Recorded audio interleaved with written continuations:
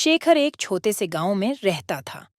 उसके पास एक पुरानी किताब थी जो उसके दादाजी ने उन्हें दी थी। किताब में अनेक कहानियां और उपदेश थे, लेकिन कोई भी शेखर की तरफ ध्यान नहीं दे रहा था। आज की कहानी उन अनमोल किताब की है। शेखर स्कूल के बाद घर लौट आया और अपने कमरे में चला गया। उसने अपनी अनमोल किताब उठाकर देखा और उसमें खो गया। किताब के पन्ने पुराने और पतले हो गए थे, लेकिन कहानियां अभी भी नई और जीवन भरी थीं।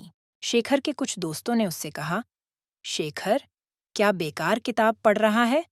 इससे कुछ फायदा नहीं होगा। शेखर ने सिर्फ मुस्कुराया और कहा, इसमें बहुत कुछ है सीखने को। गांव में एक नया अध्ययन केंद्र खोला गया, जहां सभी बच्चों को आधुनिक शिक्षा दी जाती थी। शेखर ने भी इसमें शामिल होने का फैसला किया।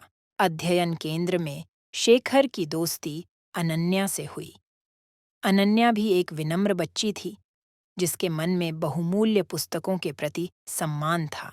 एक दिन शेखर ने अनन्या से अपने दोस्तों के बारे में बात की। अनन्या ने कहा, शेखर, मैं कुछ लोगों की बातें सुन रही हूँ, लेकिन उन पर अमल करना जरूरी नहीं है। शेखर ने अनन्या को अपनी अनमोल किताब के बारे में बताया। अनन्या ने कहा, शेखर, इस किताब में जो कुछ भी है, वही तुम्हारा असली खजाना है। शेखर ने अनमोल पुस्तक के अनुसार अध्ययन केंद्र में अपनी एकाग्रता और प्रयास बढ़ा दिए। उनका मन मस्तिष्क तीव्र हो गया।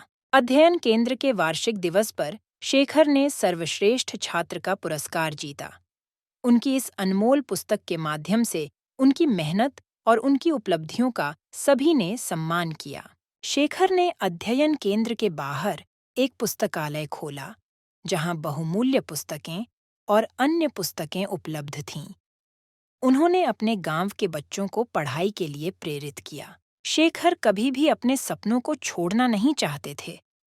इस अनमोल पुस्तक के प्रति अपने प्रेम से उन्होंने अपने सपनों को पूरा किया और अपने बच्चों को भी उस सपने में शामिल किया।